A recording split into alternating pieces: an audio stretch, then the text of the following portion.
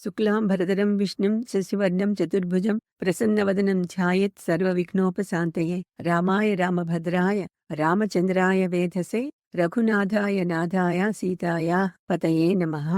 అజ్ఞానతిమిరాంధస్య జ్ఞానాంజనశలాకయ చక్షురున్మీలితం యేన తస్మై శ్రీగురవే నమః. శ్రీగురుభ్యో నమః. నమస్తే భగవన్ దేవ దత్తాత్రేయ జగత్ప్రభో సర్వబాధా ప్రశమనం కురు శాంతిం ప్రయచ్చ మే.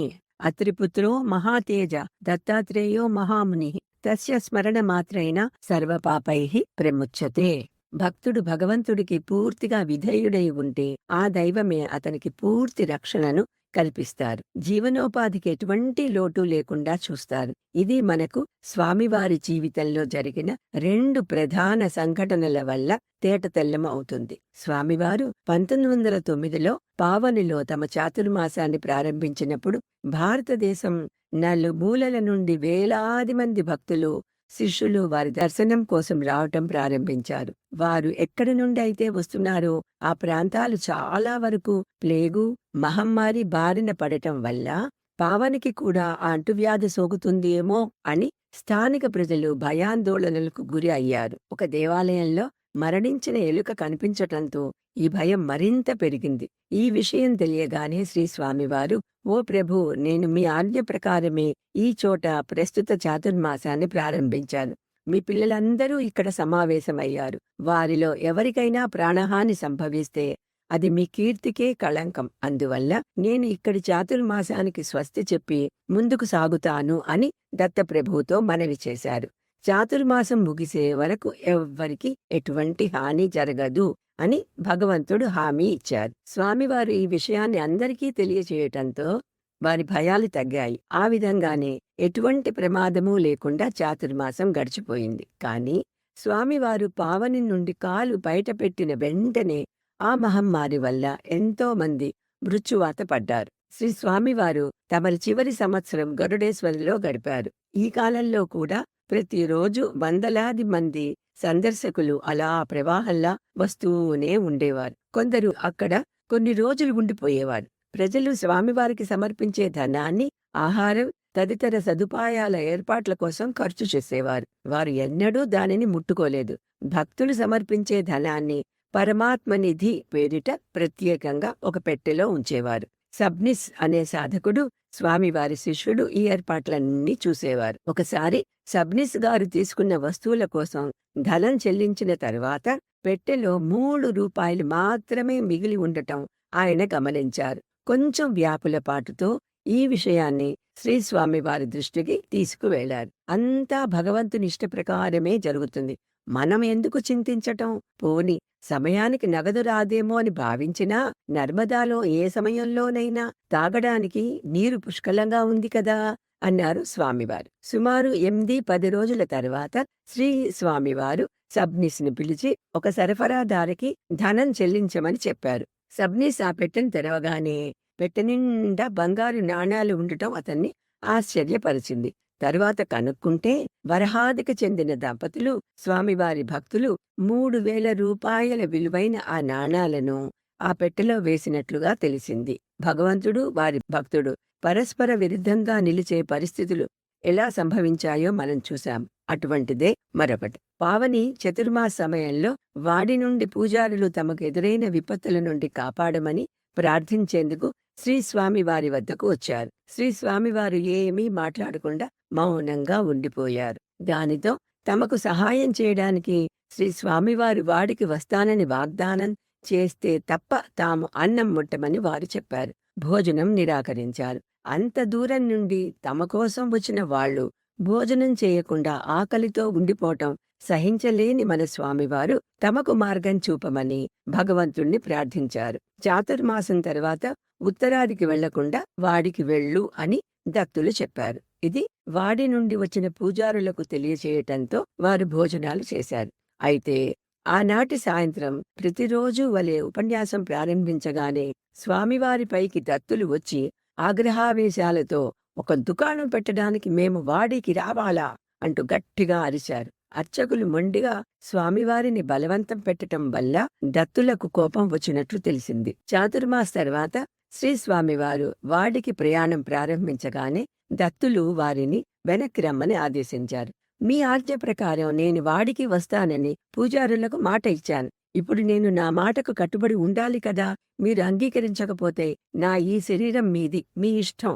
కాని వాగ్దానాన్ని ఉల్లంఘించటం మాత్రం నా వల్ల కాదు అని స్వామివారు దత్తప్రభువుతో చెప్పారు. ఈ ధిక్కారానికి మన స్వామివారు వాతవ్యాధితో బాధపడుతూ లేచి నిలబడటం కాని, కూర్చోవటం కాని బొత్తిగా చాతకాక చాలా అవస్థపడ్డారు. ఈ బాధను సహిస్తూ కూడా వారు మొండిగా వాడి దిశగా దాదాపు 25-30 కిలోమీటర్ల ప్రయాణం సాగించారు. అప్పుడు వారి మలంలో రక్తం పడటం మొదలైంది.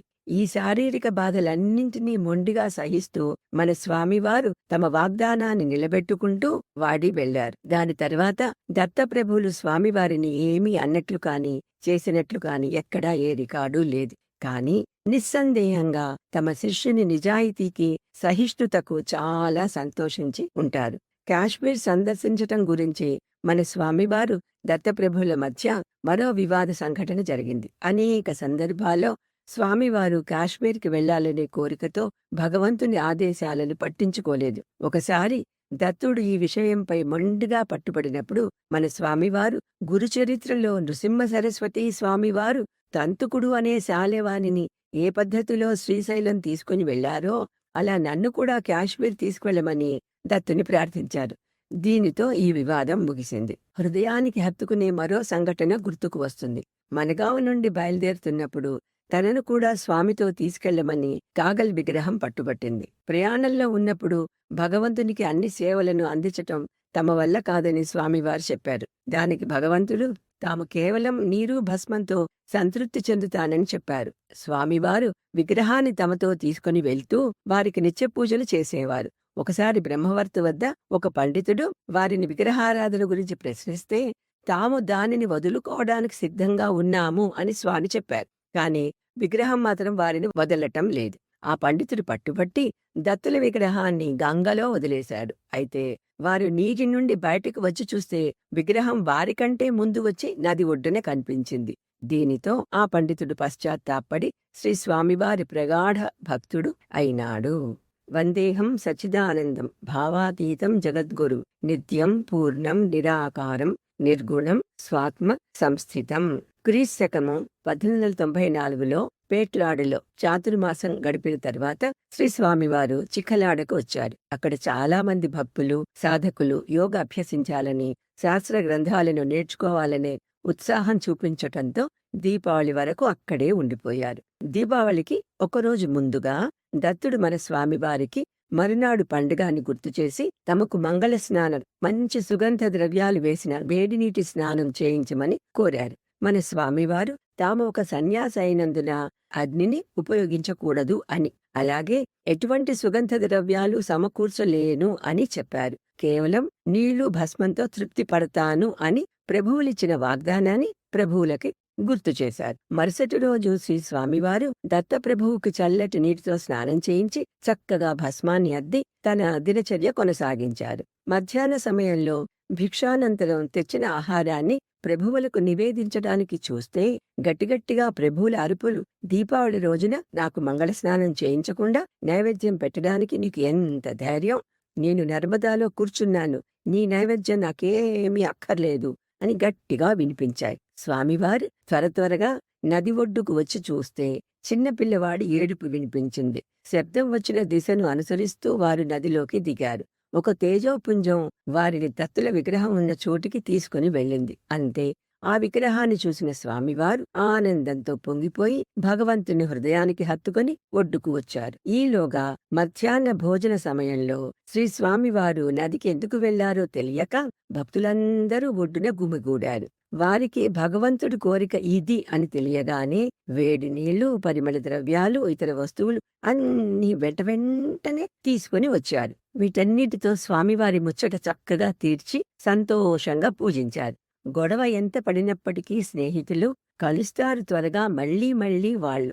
భార్యాభర్తల మధ్య జరిగే వాగ్వివాదం తగ్గించదు వారి ప్రేమను ఎంతమాత్రం.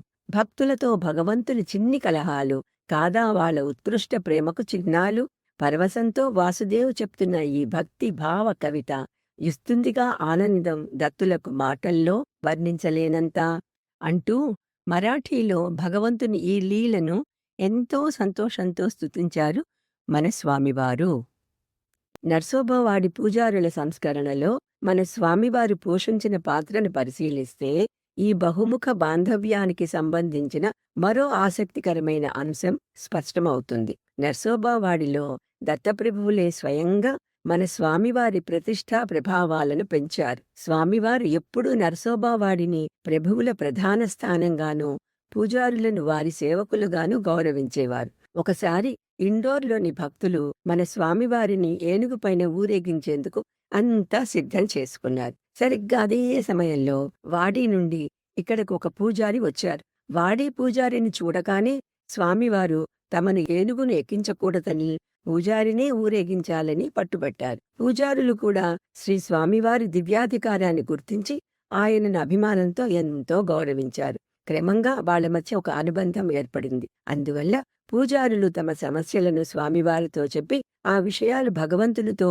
విన్నవించమని వారిని అభ్యర్థించేవారు. భగవంతుడు దీనిని అంగీకరించటమే కాకుండా తాము పూజారులతో చెప్పవలసిన విషయాలను వాసుదేవ స్వామి ద్వారాయే చెప్పించేవారు. వివాదాలు అనే శీర్షిక కింద శ్రీ స్వామివారి ఈ మధ్యవర్తిత్వ పాత్రకు సంబంధించిన సంఘటన పరిశీలిద్దాం. బ్రహ్మావర్తిలో వరుసగా 3 చాతుర్మాసాలు గడిపిన తర్వాత శ్రీ స్వామివారు 1898లో వాడికి వెళ్లారు. ఒక సాయంత్రం పల్లకి వేడుకలో పాదుకలకు నిత్య పూజలు చేసిన తర్వాత శ్రీ స్వామివారు తమ గదికి వెళ్లడానికి మెట్లెక్కటం ప్రారంభించారు. అకస్మాత్తుగా వారు ట్రాన్స్ స్థితిలోకి వెళ్లిపోయారు. చేతిలోని కమండలం జారి రాతి మెట్లపై పడిపోయింది. కానీ ఎలాంటి నష్టం జరగలేదు. శ్రీ స్వామివారు ఇంకా ఆ ట్రాన్స్లోనే నడక కొనసాగించి శ్రీ నారాయణ స్వామి ఆలయంలో కూర్చొని 4 విభాగాల పూజారులను పిలవండి అని గట్టిగా అరిచారు. వెంటనే పూజారులు గుమిగూడారు. శ్రీ స్వామివారు ఈ విధంగా చెప్పారు: ప్రభువు మీ ప్రవర్తనతో విసిగిపోయారు.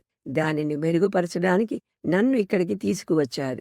మీరు మీ పూర్వీకులు నిర్దేశించిన పూర్వాచారాలను వేటిని ఏమీ పాటించటం లేదు. మిమ్మల్ని మీరు ఇప్పటికైనా సంస్కరించుకోకపోతే గత 3 సంవత్సరాలుగా మీరు అనుభవించిన వాటికంటే చాలా కఠినమైన పరిస్థితులను ఎదుర్కోవాల్సి వస్తుంది అని చెప్పారు. భయపడిన పూజారులు క్షమార్పణ అడిగి మార్గదర్శకత్వం చేయమని చాలా వినయంగా ప్రార్థించారు.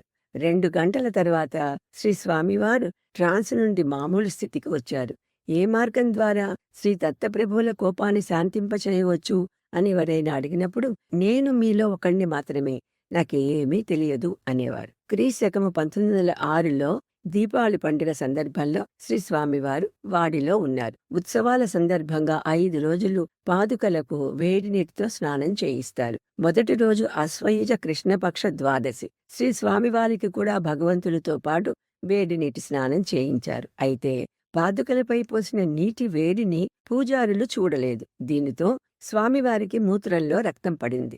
దీని గురించి స్వామివారు శ్రీ దత్తప్రభువుని ప్రశ్నించగా, నాకు పోస్తున్నంత వేడి నీళ్లు నీకు పోస్తే పూజారులు ప్రతిరోజు నాపై మసులుతున్న నీళ్లు పోస్తుంటే నేనెంత బాధపడుతున్నానో ఊహించుకో అని చెప్పారు దత్తులు. పూజారులను ప్రశ్నించగా, స్వామికి స్నానం చేయించే ముందు నీళ్లు ఎంత వేడిగా ఉన్నాయా అనేది ఎవరూ చూడటం లేదని నిర్ధారణగా తేలిపోయింది.